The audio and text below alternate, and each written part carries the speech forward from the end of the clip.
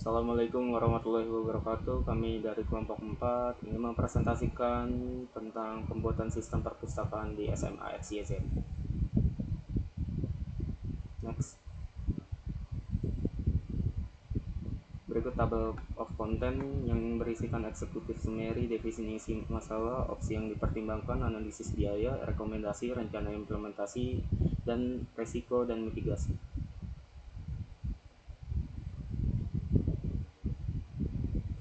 Yang pertama yaitu eksekutif summary. Eksekutif Sumeri dengan berlatar belakang perpustakaan di SMA XYZ masih menggunakan metode manual untuk mengelola buku dan transaksi peminjaman. Hal ini menyebabkan berbagai kendala dalam pengelolaan perpustakaan SMA XYZ. Tujuan utamanya yaitu pengelolaan buku yang lebih efisien, proses peminjaman dan pengembalian yang cepat, informasi buku yang mudah diakses, dan pelatihan staf. Yang kedua, definisi masalah. Definisi masalah yang pertama yaitu manajemen katalog yang tidak efisien. Perpustakaan sekolah SMA XYZ saat ini masih mengandalkan sistem manual atau spreadsheet untuk mengelola koleksi buku dan sumber daya lainnya. Yang kedua yaitu pelacakan dan pelaporan yang kurang memadai. Perpustakaan juga menghadapi kesulitan karena kurangnya alat untuk melacak statistik dan penggunaan. Yang ketiga, proses peminjaman dan pengembalian yang lambat. Proses peminjaman dan pengembalian buku yang dilakukan secara manual memakan banyak waktu dan seringkali menyebabkan antrian panjang. Yang keempat, keterbatasan akses pengguna. Siswa dan guru sering mengalami kesulitan saat mencari informasi mengenai ketersediaan buku dan sumber daya perpustakaan. Selanjutnya, peluang yang ingin dieksplorasi.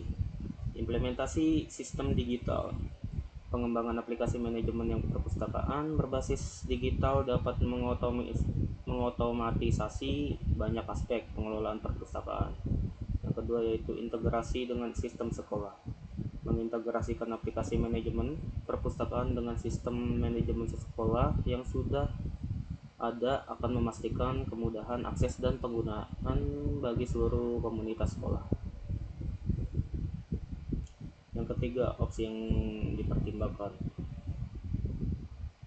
Opsi 1, pengembangan secara internal baik pro maupun kontra. Untuk pro-nya kostumisasi penuh, kontrol penuh, integrasi yang lebih baik.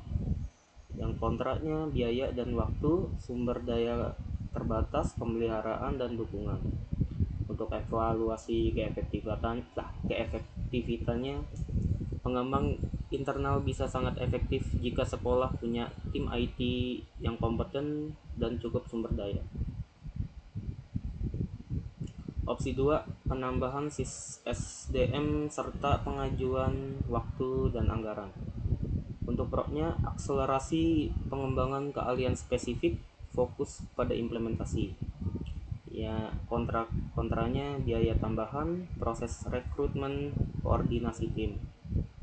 Selanjutnya, evaluasi keefektivitannya. Jika sekolah memiliki anggaran yang cukup dan waktu yang memadai untuk menyelesaikan proses rekrutmen, opsi ini memungkinkan efektif.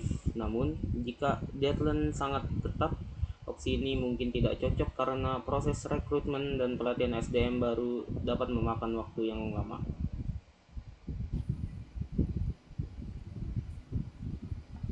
Baik, selanjutnya analisis biaya dan manfaat. Opsi 1, mengembangkan secara internal, yaitu biaya setup awal dan biaya berkelanjutan.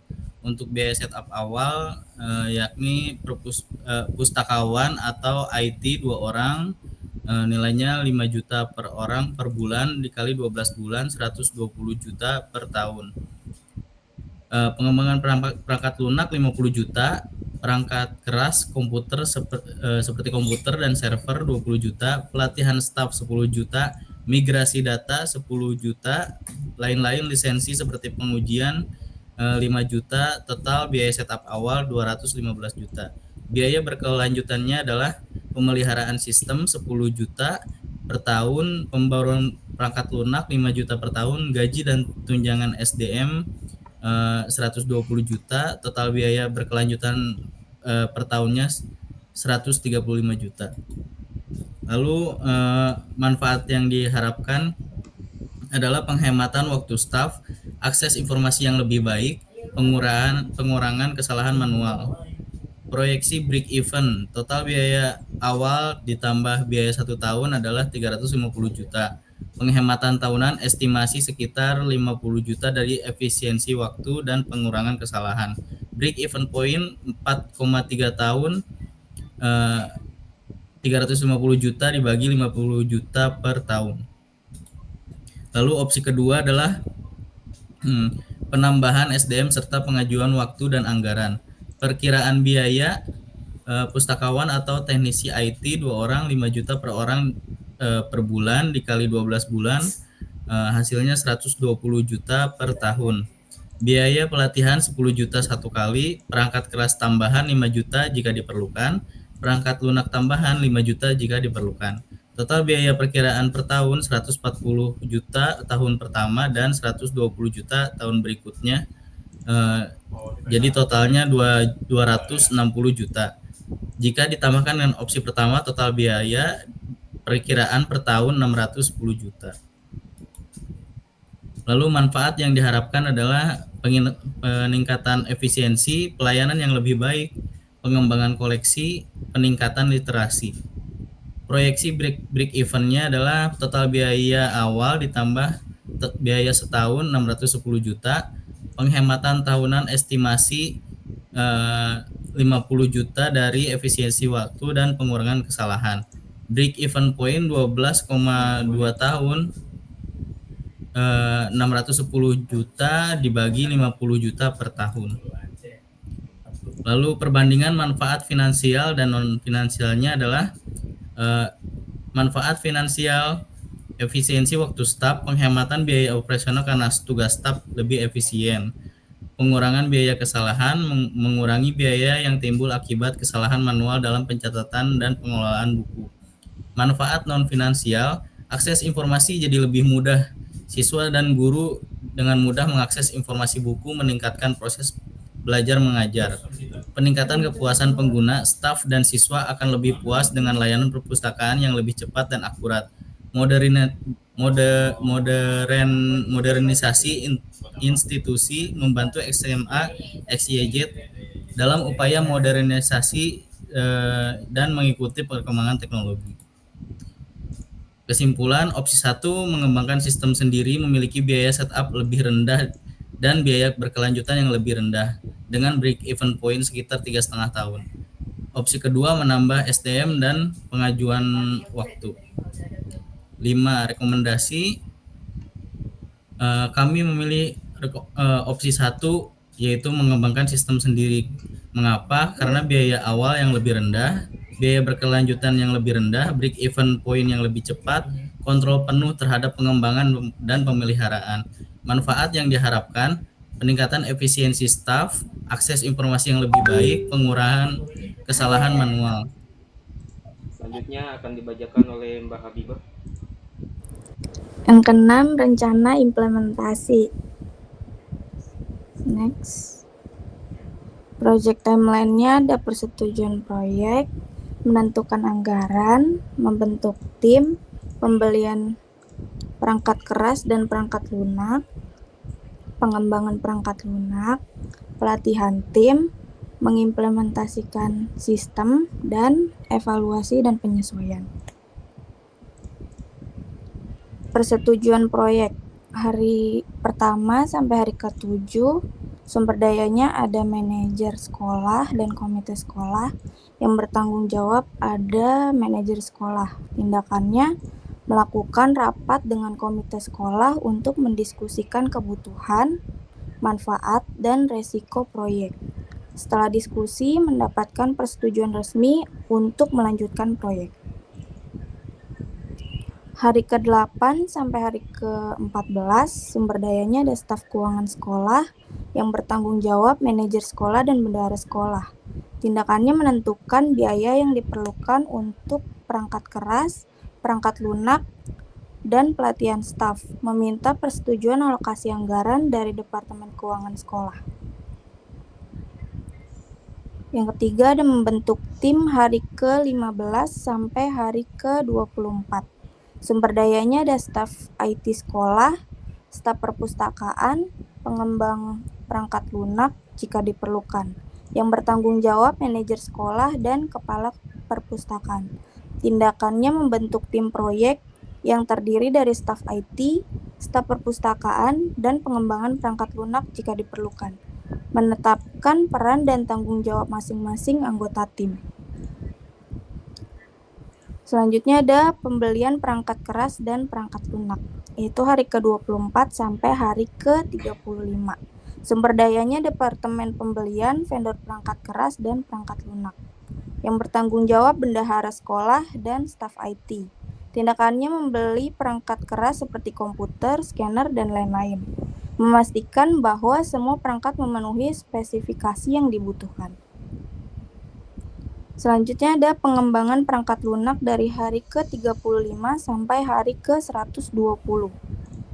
Sumber dayanya Departemen Pembelian, vendor perangkat keras dan perangkat lunak. Yang bertanggung jawab bendahara sekolah dan staf IT. Tindakannya membeli perangkat keras seperti komputer, scanner, dan lain-lain, memastikan bahwa semua perangkat memenuhi spesifikasi yang dibutuhkan. Selanjutnya ada pelatihan tim dari hari ke-120 sampai hari ke-157. Sumber dayanya instruktur pelatihan dan materi pelatihan. Yang bertanggung jawab kepala perpustakaan dan staf IT. Tindakannya mengatur pelatihan untuk staf perpustakaan dalam membangun sistem baru. Pelatihan dapat dilakukan secara internal oleh staf IT. Mengimplementasikan sistem dari hari ke-158 sampai hari ke-188.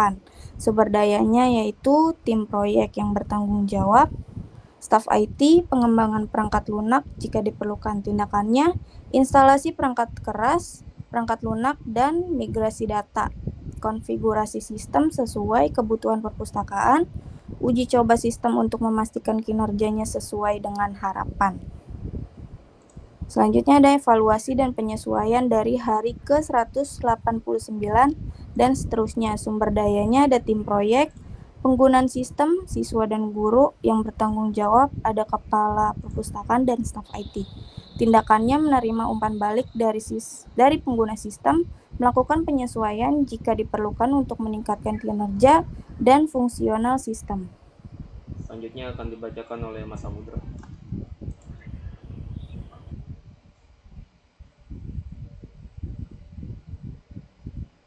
Berikut adalah timeline proyeknya. Selanjutnya,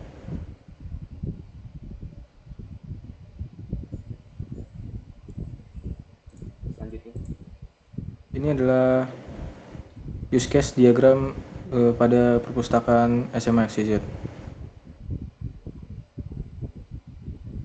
Setelahnya, risiko dan mitigasi. Keamanan data, risikonya pencurian data, peretasan, dan serangan cyber lainnya. Mitigasi menggunakan enkripsi data, firewall, dan sistem deteksi intrusi. Selalu perbarui perangkat lunak keamanan dan lakukan audit keamanan secara berkala. Lalu, hak cipta dan legalitas. Risiko pelanggaran hak cipta dan peraturan terkait penggunaan konten digital. Mitigasi memastikan bahwa perpustakaan memiliki lisensi yang tepat untuk semua konten digital, mengedukasi pengguna tentang penggunaan yang sah, dan menerapkan kebijakan hak cipta yang ketat. Kerentanan teknologi. Risiko kerusakan perangkat keras, kegagalan sistem, atau kerentanan perangkat lunak. Mitigasinya, lakukan pemeliharaan rutin, memiliki cadangan data, backup, dan menggunakan solusi cloud yang andal untuk penyimpanan data. Keterbatasan akses. Risiko tidak semua penggunaan memiliki akses yang sama terhadap teknologi dan internet. Mitigasinya, menyediakan akses komputer dan internet gratis di perpustakaan fisik, serta mengembangkan aplikasi mobile yang dapat digunakan di berbagai perangkat. Integrasi dan keberlanjutan. Risiko, kehilangan atau kerusakan data digital seiring waktu. Mitigasinya, menetapkan strategi preservasi digital menggunakan format file yang tahan lama dan melakukan migrasi data secara berkala ke format yang lebih baru. Privasi pengguna, risiko pelanggaran privasi pengguna seperti pemantauan aktivitas tanpa izin. Mitigasi menerapkan kebijakan privasi yang ketat, memastikan data pengguna dienkripsi dan memberikan opsi bagi pengguna untuk mengontrol data pribadi mereka.